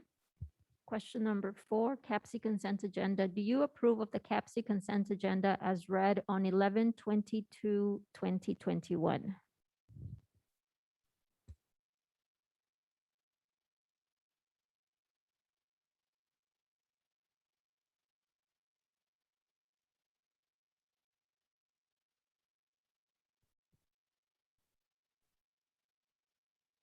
Thank you. Closing the poll. Motion passes with 93 votes, 96%. All right, thank you so much. We will now move on to Senate committee reports. We'll begin with the Digitally Enhanced Teaching and Learning Ad Hoc Committee. Co-chairs Lisa Kammerlacher and Penny Dolan have a report to share with us.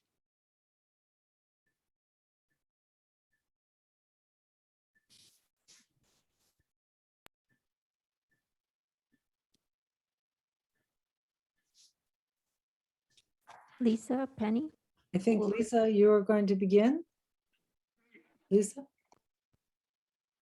I'm just waiting for the slides. Oh, I thought I shared them. Can I share now?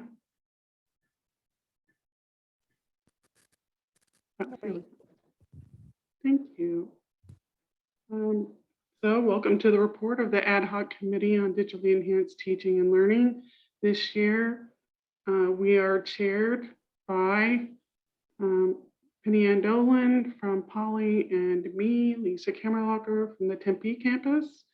And we have a couple of new members, Debbie Davis Strong from Polytechnic and Christopher Campesano from Tempe.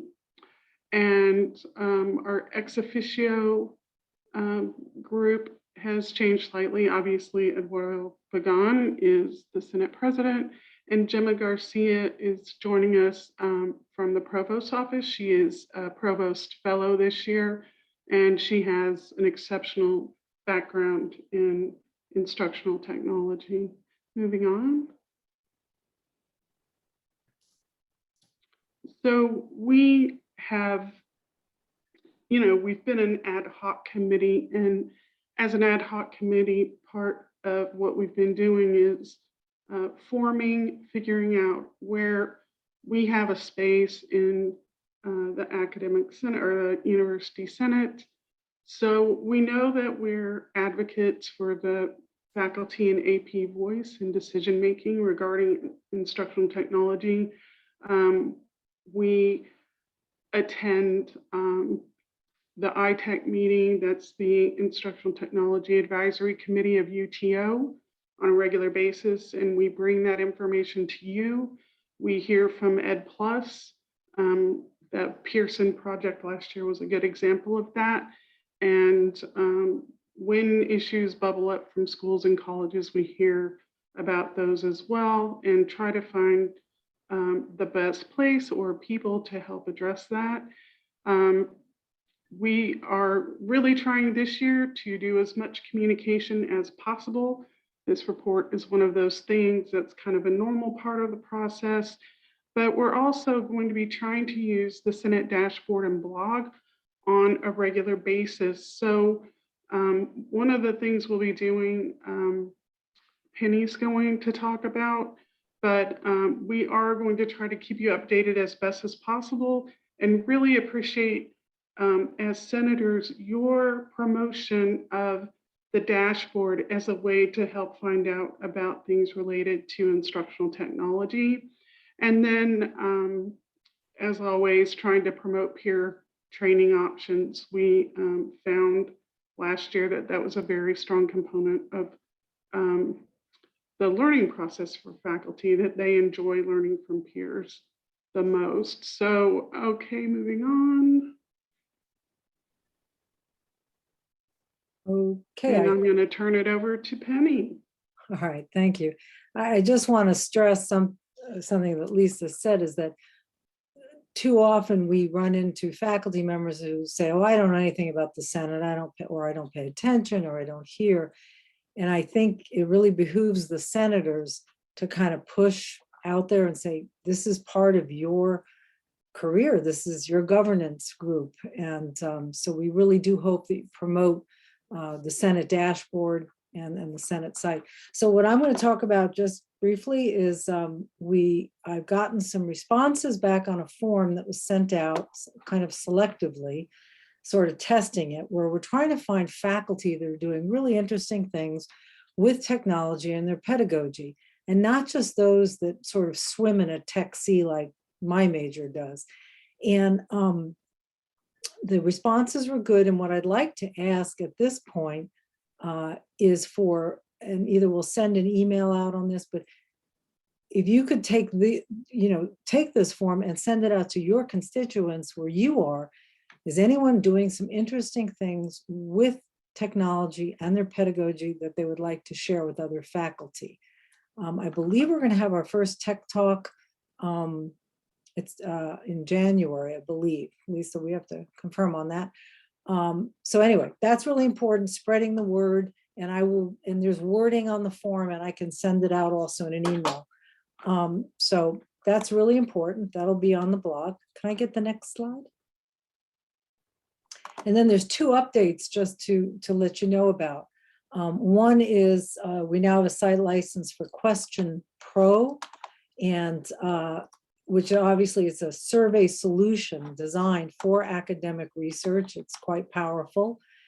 So we are able to access that now as site-wide. So there's the information for that. Then if you can go to the next slide, there's one other, whoops, nope, we're missing it. Okay. I made another slide, but I guess it didn't get in. Okay, so the other slide, let me go to mine. I'll just talk about it and we'll make sure this gets put out there. Is Media Plus. Media Plus is going to replace Media Amp as the media delivery platform for ASU. And I'm wondering if I can even put this in the chat. Hold on, let me copy, hang on, bear with me. I'm gonna try to send this to Tempe. This is information about the new solution, Media Amp. Let me get back to my slides. So on December 5th, if you've been using Media Amp, which is actually the old solution, your Media Amp resources on December 5th in Canvas will automatically begin to be transferred to Media Plus. And UTO is working closely with Media Amp to ensure that existing content is secured and transferred to the new platform. In light of this, one of the things that we have put on the Senate dashboard is the top 10 tech list. We are going to be removing Wistia from that list and replacing it with Media Plus. So we'll get these slides updated and see what the process is for sharing this, but I hope you guys can access the link in the chat there. Are there any questions or comments on what we just went over? Anybody? We'll go around asking. Downtown, do you have any questions? Questions from the downtown. Can you repeat? No questions from the downtown campus. Thank you. Thank you. Polytechnic, any questions for Lisa or Penny? Yes, I have a question. In terms of the workshops and training available for faculty, it seems like they have trailed off in the last several weeks. Do you have any input into that or know what's causing that to happen? It's at UTO primarily. No, I don't, but we can certainly follow up with that. I was not aware that there was a curtailment of that. So a noticeable reduction in training opportunities? That's right. Okay, we will look into that. I don't have any. Lisa, do you have any information on that? No, I don't. Writing a note here. I do know it's a crazy time of the semester, and I don't want to speak falsely, but possibly they haven't had that much attendance lately, and they're kind of thinking maybe faculty are a little occupied. I don't know, but we'll look into that and training opportunities. We have another question as well. Go ahead. Yeah, actually, I have a question in regards to the Question Pro Alteryx transition. Can you first, as far as, do you have any more information on the timeline? Was that the ITech meeting the other day? And we were not given a timeline. That was a very specific question asked. And so we know it's available right now. They did say nobody's data is going away, that there will be a plan communicated in the spring for transferring data, if that's part of your concern. And they also did say that there are some units who are retaining Qualtrics because of certain functionalities that apply to certain areas. And so those, I don't know who those units are. They didn't specify, but you probably know who you are if that's the case. But there will also be training in the spring, and that can be arranged through UTO, and they will contact the company. And I guess the company for Question Pro is going to provide the training. Also, if you have instructional technologists or instructional designers in your unit, they should be, they're on ITAC often, and very likely they will have information as soon as anybody about that. We will certainly look into if there's any updates that are timely for all of you to have. Exactly. So if there's anything critical and we don't have a Senate report, we'll offer any new information at the end of the meeting in the in the open session in January if needed. There's no information as of now for when training will be offered, and also as far as if people are retaining Qualtrics, what that process is. Well, hold on one second. There is something I just gave to Maria. I don't know if you want to turn around and share that, but there is a forum on Media Amp and Media Plus transition. And there is a timeline in the presentation here. It just didn't get updated.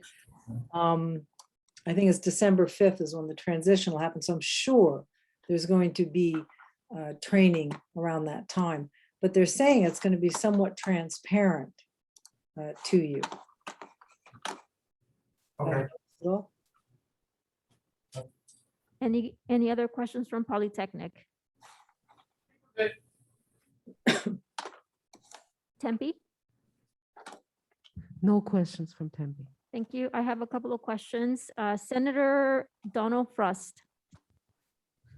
Hey, Penny, I was actually talking to one of our IT people last week about this transition from Media Amp to Media Plus, and she was telling me that the user interface that we would use to upload MP4 files and the like will be somewhat different under the new software, but she was not aware of whether there'd be any training made available to faculty on how to do this and when. So I think this is an echo of a question I just heard about, I mean, those of us that use Media Amp on a regular basis to upload files and the like probably could stand with some training if the interface is considerably different under Media Plus. well, yes, I totally agree. And I'm trying to get back. So somehow we didn't get the updated report. So hold on here. What there's the impression we're getting, well, there's actually, we will get the slide out to you. There's actually a Slack. Let me put the Slack tag in here.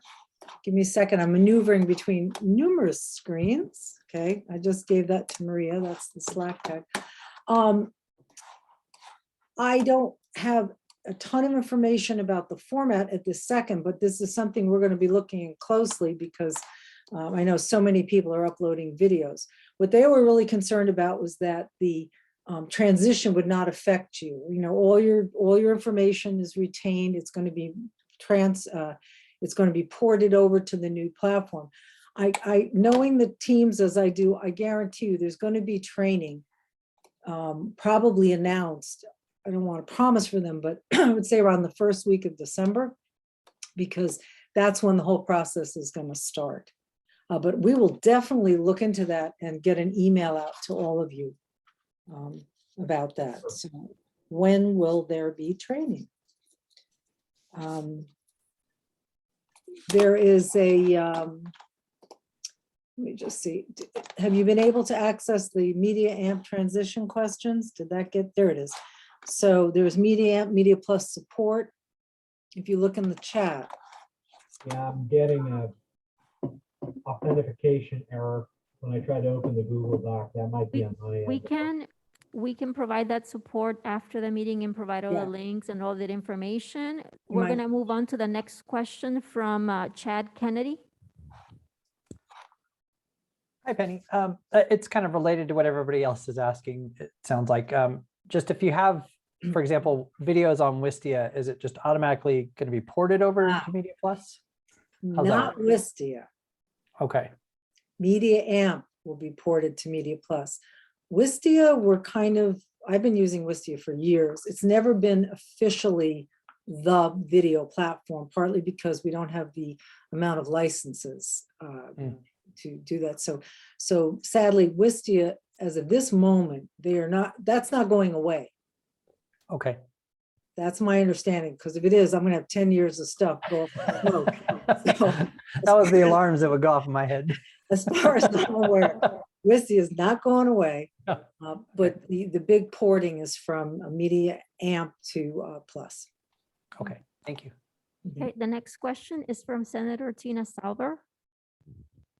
I think she just answered my question, which was I had heard her reference something about Wistia, but I wasn't sure if she was telling me it was going to sunset. And I will say I've been working with my web designer, and she's been encouraging us to transition to Wistia from Media Amp. Yeah, well, from my understanding, it's more of a program/school kind of decision if they want to I think there's money involved or charging involved if they go to use too many. So that's more a school by school decision. I think the new Media Plus is going to be great. If you are on MediaAmp, I think you'll like it better. If you're on Wistia, no one's asking you to leave as far as I've ever heard. But if your program is considering it, that means that they're willing to shoulder whatever that will be to have licenses available for you. Great, thank you. Our final question is from Senator Naomi Jackson.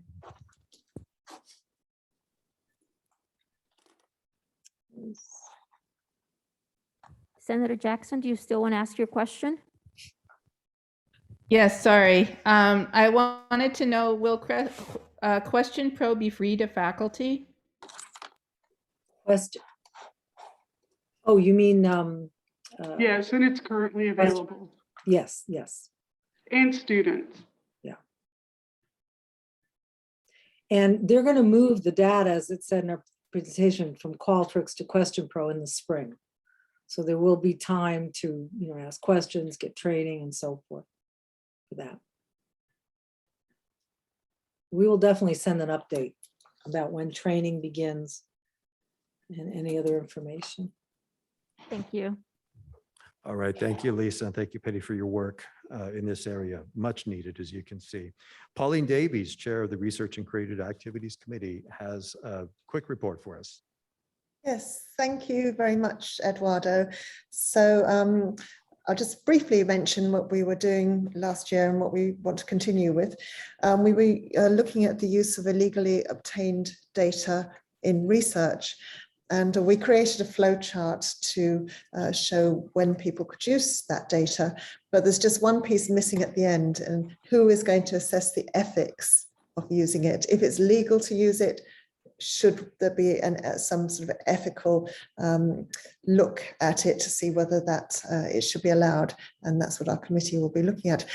But Eduardo asked me to talk about something else. So I was following up on a proposal that we sent to the provost, to the library, and to a few other interested parties in the spring semester.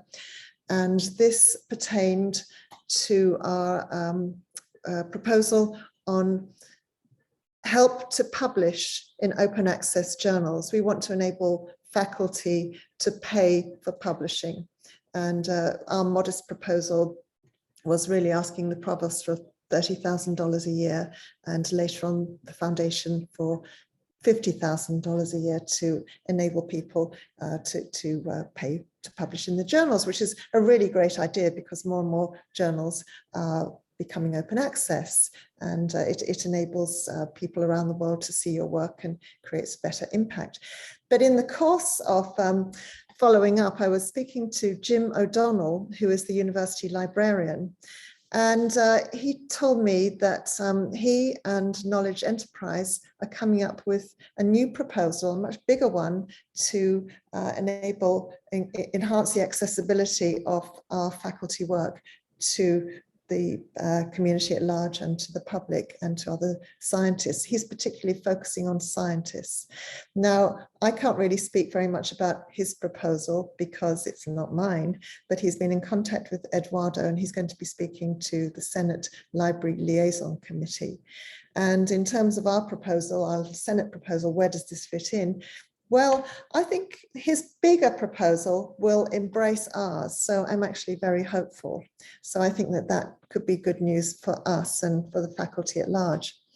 But then I was talking to Jim about other ways to enhance the visibility of our research and open access publishing. And I was commenting that, there's always this firewall, you write a paper and then you're not allowed to let everyone see it. You can provide a link and it takes you to the journal. You can't open the journal unless you've got library access. If you haven't, well, you might never actually see the article. And Jim told me that for many years, in fact, the library has been offering to host people's original final manuscript that they send into the journal before that paper is published.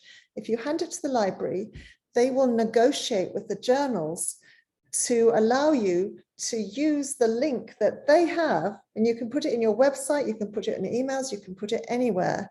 And if the journals agree, you can actually enable people to see your original paper, not in the published form, but in the manuscript form that you sent to the journal. Not all journals will allow this to happen, but an awful lot of them do. And the library will help in every way they can. And if you're having trouble getting through to a librarian, Jim said, just let people contact me. So that's Jim O'Donnell. And when I mentioned this to some faculty, they said, oh my gosh, this is just terrific. And not enough people know about it. So if you want to get more visibility for your research, send your manuscript to the library and let them help you. That's what I wanted to say. Thank you, Pauline. I look forward to inviting Jim to speak to the Senate as well, so he can share with us what he's been working on. So I know in terms of our other committees' reports, I know I'd spoken to a few committee chairs about updating us very quickly, but in the interest of time, I would like to just table those for now and just move on very quickly to open forum. Now we are past our 5 o'clock deadline. I am aware of at least one request to share some information with us. Suzanne. Yes, I have a request from Jamal Brooks Hawkins, who is the representative of the Graduate and Professional Student Association, and she would like to address the Senate. Yes, go ahead and unmute and address us, please. Thank you ever so much. Thank you, Patrick Pickon. Thank you, Dr. Susan. I'll make this very quick since you all have been in this meeting since 3 p.m. And I've been following you all diligently. My name is Jamal Brooks Hawkins. I am the Assembly President for the Graduate Student Professional and Student Association.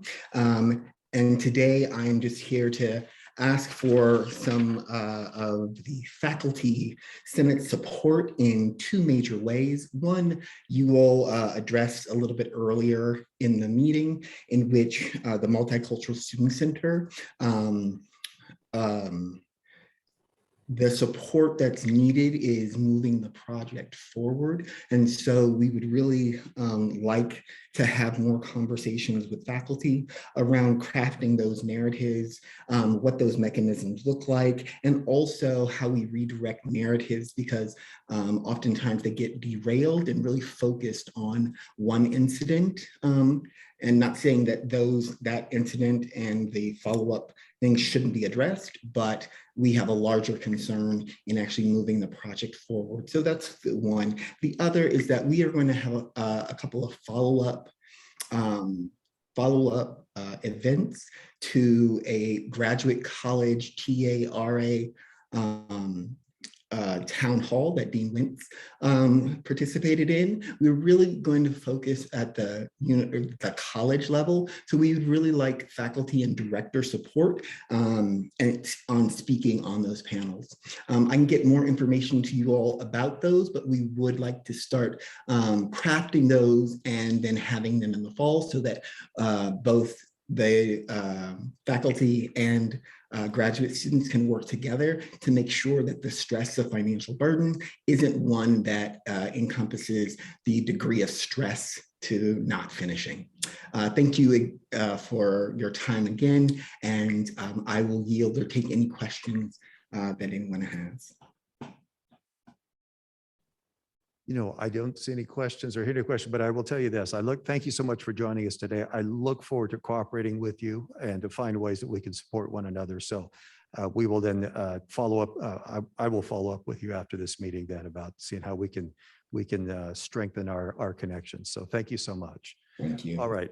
Is there any other new business or questions or statements that any senator would like to make at this point? I have one senator. Yes, Senator there's one. Hansen, would you like to unmute and speak? Yes, thank you. So I'm in the psychology department, and the faculty in our department have noticed an increase in classroom disruptions that seem to be designed to go viral or otherwise gain online attention. Some examples would be a student walking into class, shotgunning a beer in the front of the room, and then leaving. Another example is 2 students wearing costumes, running to the front of a classroom, wrestling, running up and down the aisles, leaving. One student started smoking weed in class, and that was an orchestrated event. There were several students that were involved in that one. And then another example where a group of students made a scene during an exam, and then some of them ran out of the room with copies of the exam. So these incidents generally take place in large classrooms with high enrollment. And so identifying individuals often is impossible. And of course, now everyone's wearing masks, making it even more difficult. And in some of these situations, it actually seems like these are not students at all that are doing this. They are other people who are trying to get views online. And the faculty in our department are concerned about these behaviors. These disruptions take up class time, they detract from the learning experience. And in the case of exams being stolen, it's certainly an academic integrity issue.